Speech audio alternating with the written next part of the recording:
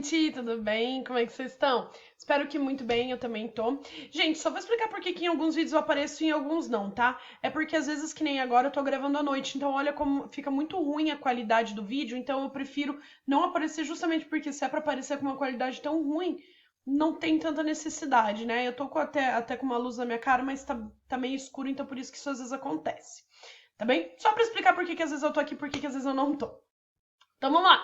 Vamos dar continuidade da nossa aula da semana passada. A gente estava falando sobre o can, então a gente já viu pronúncia, a gente já viu para que serve e a gente já viu quais são os motivos pelos quais o can é usado. O que a gente viu então? Que existe diferença de pronúncia no inglês britânico, no inglês americano, não. Que o can ele é usado para falar de possibilidade, de habilidade ou de permissão. Ele é chamado de verbo modal porque ele é um verbo que não se altera, ele não se altera como um verbo comum. Agora a gente vai ver a conjugação do can. Ai meu Deus, que palavra chata, o que é conjugação? Lembra quando a gente aprendeu o verbo to be, que a gente falava I am, you are, he is, she is? Isso é conjugação. Então, olha que maravilha que é a conjugação do can. Isso aqui é para ninguém errar nada na prova nem na vida. Como vocês podem notar, o can não muda a conjugação dele dependendo do sujeito que está usando. Ele sempre vai ser can, porque ele é um verbo modal. Justamente por ser um verbo modal, não existe alteração nem de tempo verbal, nem para o sujeito que está sendo usado antes dele. Ou seja, toda vez que eu vou usar o can, com I, can, you, can, he, she, it, ou um nome, né? Can, por exemplo, she can, Mariana can, he can, Vitor can. Mesma coisa, we, you, they, que são plurais, também é can. Eu não tenho alteração. Meu Deus, a minha gata pulou aqui. Eu não tenho alteração nenhuma em nenhum deles. De acordo? Então vamos pra frente. Agora eu tenho a conjugação na forma negativa. Na forma negativa, a única mudança que tem é que eu posso fazer, como todos os auxiliares que eu vi até agora. Eu posso fazer na forma longa, que é esse segundo quadrinho aqui, ou na forma curta contraída. Qual é a diferença? Nenhuma. O que acontece é que às vezes a forma longa é um pouquinho mais formal, a forma curta é um pouquinho mais informal, mas no geral é a mesma coisa. Se eu quiser usar cannot, eu uso cannot. Se eu quiser usar can't, eu uso can't. Meu teacher, mas é cannot com 2N, que coisa estranha, é assim mesmo. É assim mesmo, é estranho mesmo, eu também acho. Mas é bem desse jeito, tá, gente? Vocês frequentemente vão encontrar... Meu Deus... Calma, fiquei nervosa. Vocês frequentemente vão encontrar mais o uso do can't assim, dele contraído, do que na forma longa, mas ele também existe. Então, lembrando, significa a mesma coisa, pode ser usada quando vocês quiserem, mas o cannot, na forma longa, ele é um pouquinho mais formal e o can't um pouquinho mais informal. Lembrando que, no geral, o uso do can é informal.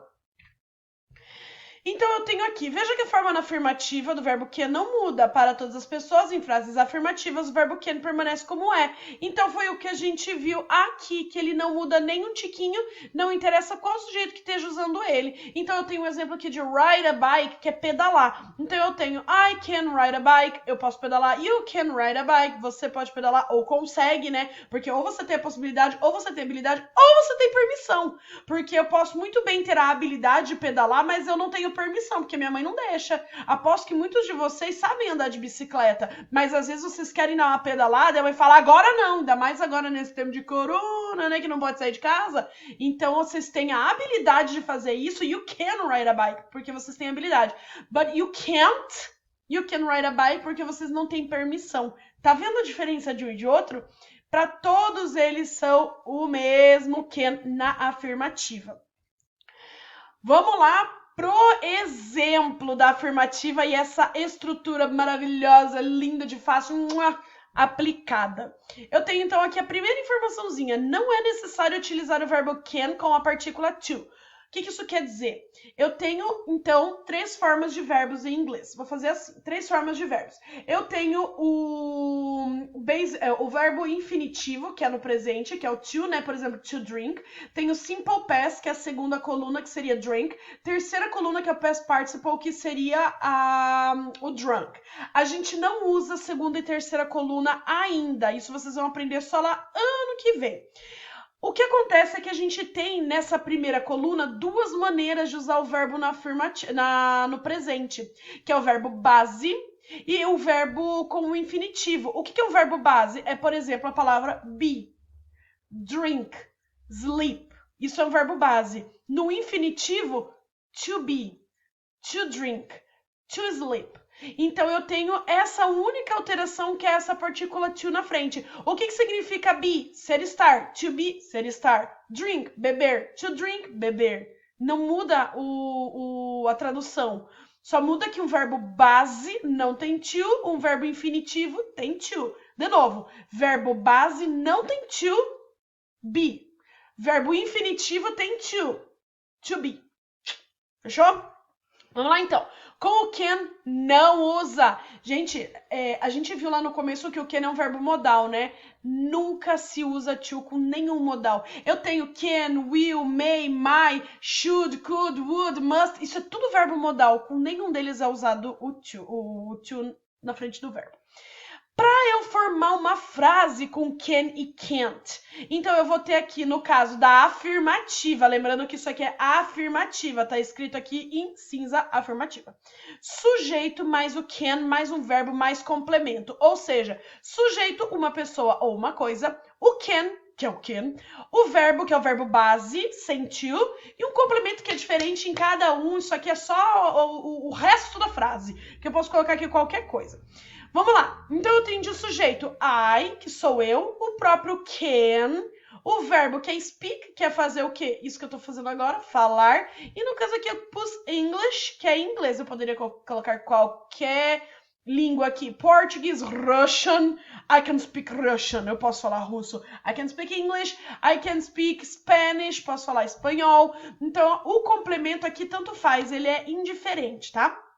Para eu formar, então, uma estrutura do can, eu vou precisar de um sujeito, o can, um verbo e o complemento. Esse complemento, na verdade, ele nem é necessário. Ele só tá aqui porque ele tá aqui.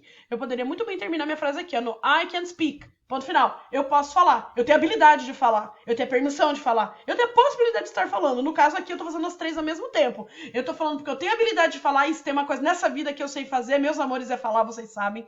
Eu tenho a permissão para falar e eu tenho a possibilidade de falar a hora que eu quiser. A não ser que tenha um momento, tipo, que alguém não me dê permissão de falar. Outro exemplo, they can play the piano. Eles podem ou eles conseguem tocar piano.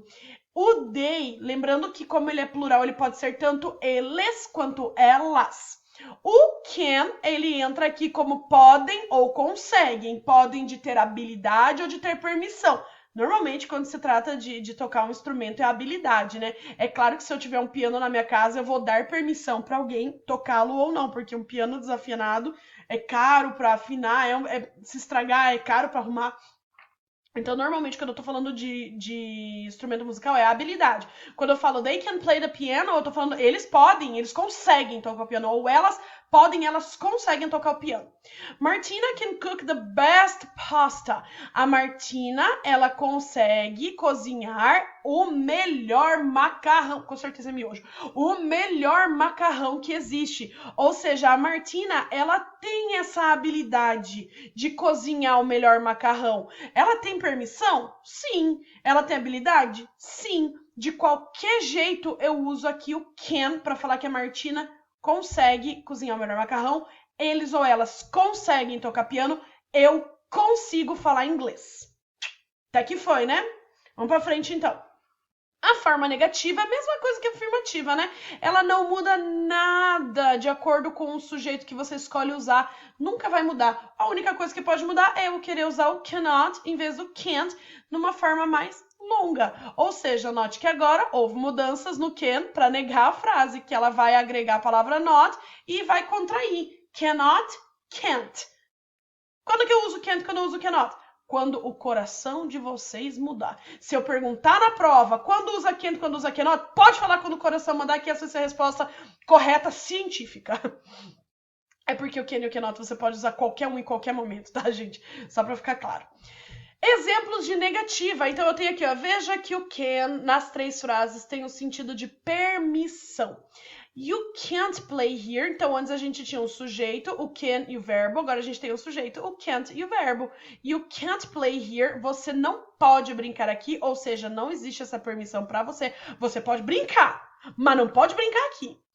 You cannot enter. Esse cannot aqui está separado por um erro de digitação. Cannot é junto. Repito, cannot é junto. Será que eu consigo achar uma... Aqui às vezes tem uma possibilidade de usar aqui. Ah, achei.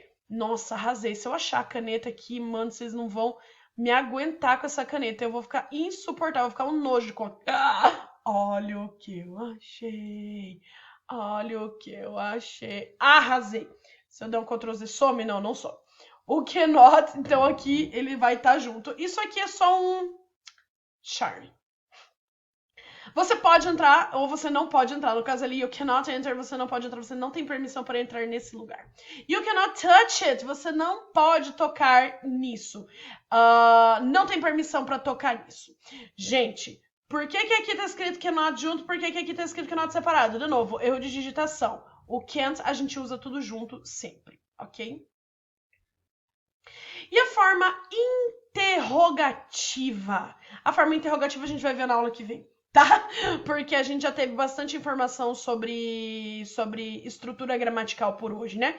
Gente, espero que tenha ficado claro. Caso não tenha, caso vocês tenham qualquer dúvida, eu tô sempre disponível no chat para vocês depois da nossa aula. Fiquem sempre à vontade para perguntar qualquer coisa, não tenho vergonha, tá bom? Um beijo, eu vejo vocês no chat e depois na próxima aula. Tchau!